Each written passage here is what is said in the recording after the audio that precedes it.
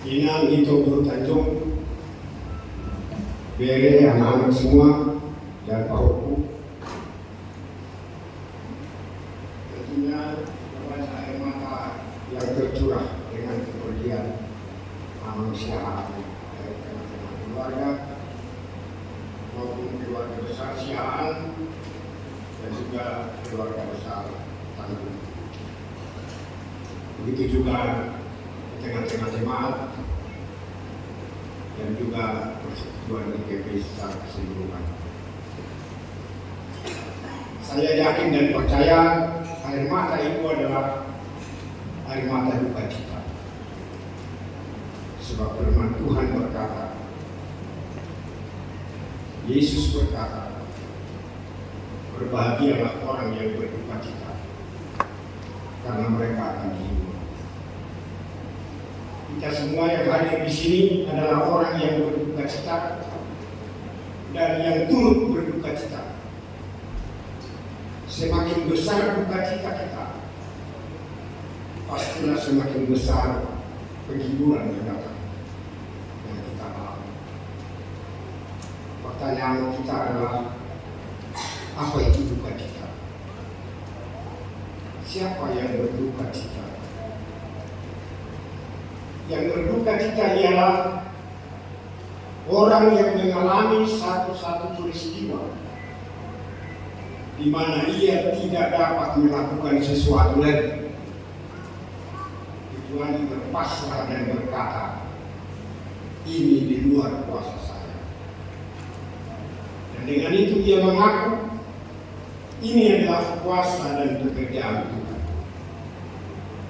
Jika kita berkata kematian ini adalah dalam kuasa dan pekerjaan Tuhan, maka kitalah orang yang berduka cita.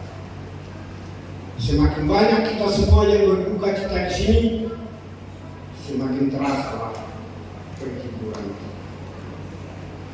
Maka pada saat ini kita dituntut untuk melihat kematian atau keberangkatan meninggalkan kita oleh almarhum Pendeta Oberlin Siaan. Kita mau mengenali pekerjaan Tuhan yang dihidupinya dan yang ditinggalkannya untuk kita. Untuk itu saya mau membacakan dari kitab Mazmur pasal 19 ayat 45, 49 dan ayat 50. Aku hendak hidup dalam kelegaan, sebab aku mencari titah-titah-Mu. Ya Tuhan, ingatlah firman yang Kau katakan kepada hamba-Mu, oleh karena Engkau telah membuat aku berharap. Inilah penghiburanku dalam sengsaraku, bahwa janji-Mu menghidupkan aku. Demikian 3 ayat dari Mazmur 119. Keluarga yang berduka, ibu bapak, saudara-saudara jemaat Tuhan yang terkasih, kita yang berduka pada saat ini, cobalah kita bayangkan 10 tahun sesudah Republik ini merdeka, tahun 55 sampai tahun 65, di penghujung tahun 50-an dan awal tahun 60-an. Bagaimanakah kira-kira status sosial dari seorang yang berpendidikan sarjana di tengah-tengah masyarakat kita? Dan di antara yang berpendidikan sarjana itu tahun 50-an dan tahun 60-an, kalau di Jerman, kalau ada aktivitas dari satu universitas, pasti apakah fakultas geologi ada di depan. Amang Siaan ini telah mengecap pendidikan sarjana geologi di awal tahun 60. Coba kita bayangkan bagaimana tingginya martabatnya di tengah-tengah masyarakat. Cobalah kita bayangkan juga tahun 50-an dan 60-an, betapa tinggi derajat pendeta, jabatan pendeta di tengah-tengah masyarakat, khususnya masyarakat Batak. Mungkin pendeta lebih berharga dari wali kota kabupaten. Di tengah-tengah gereja akan begitu. Dan aman ini telah tampil di situ, di tengah-tengah akan begitu, menjadi orang yang terhormat. Tetapi sebaliknya, bisakah kita bayangkan bahwa aman ini tidak memilih jadi pendeta KBP, tetapi memilih menjadi pendeta di KBP yang belum ada anggota organ, yang belum ada status ekonomi dari gereja. Dapatkah kita bayangkan hal apa yang membuat mereka masuk di dalam keadaan itu? Pasti bukan didorong oleh keadaan sosial ekonomi, status sosial yang lain. Ada di sini beberapa orang pendeta yang menang. Ada yang Tanjung di sini, ada yang Makassar, Bukit di sana, dan yang lain-lain. Tentunya tidak lain yang mendorong mereka untuk masuk di dalam GKB bukan untuk mengejar jabatan dan status sosial yang tinggi tadi, yang dari berbagai aspek mereka layak dimasukkan masyarakat secara kasar, masuk dalam persekutuan itu dengan satu harapan yang mau dilakukan di situ adalah bagaimana bersama-sama dengan warga jemaat menghidupi teman-teman. Dalam keadaan itu mereka berjuang terus tanpa ada ketentuan gaji, tidak ada golongan gaji, bahkan mungkin sampai akhir bulan pun belum tentu ada beras di rumah. Tapi semua berjalan dengan perjuangan yang kuat. Apa yang mendorongnya? Firman Tuhan tadi dalam Mazmur itu berkata, aku mau hidup dalam kelegaan karena aku mau bersandar kepada kita. Hanya oleh karena hidup di dalam firman Tuhan dan memperjuangkan kebenaran firman Tuhan, hidup ini dijalani dengan kelegaan. Sepanjang saya mengenal dan bersahabat dengan Amang ini, dia tidak pernah menyebut dalam suara.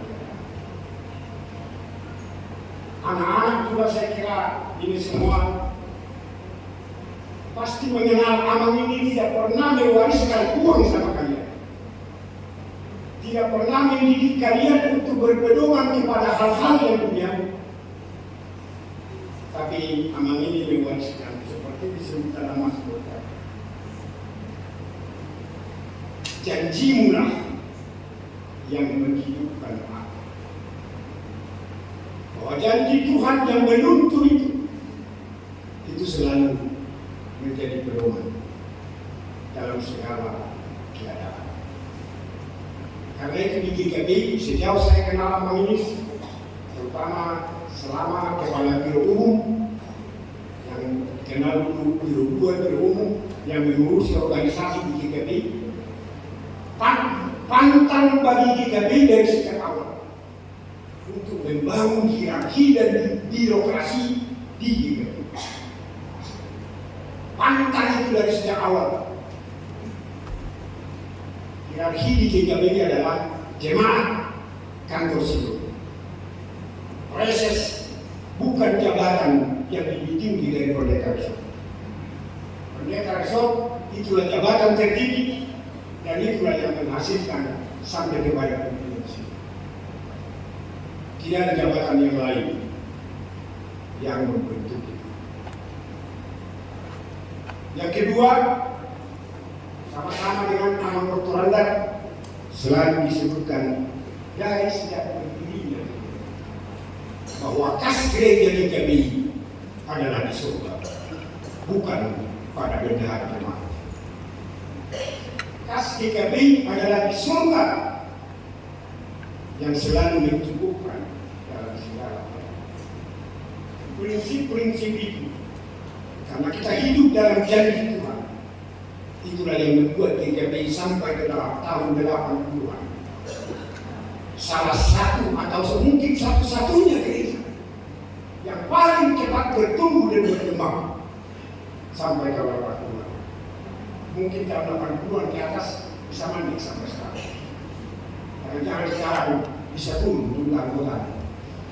Karena kita tidak pernah dengan baik menulis dan mengatur statistik gereja kita. Asal tertulis saja di situ. Bisa tahun ini 1000, tahun depan 500, nggak ada yang peduli. Tapi kalau sampai tahun 80-an, kemana-mana sampai ke desa-desa, sampai ke hutan-hutan, GKB bekerja. Karena kebencian dan hal yang berikut yang ingin saya sampaikan kepada kita.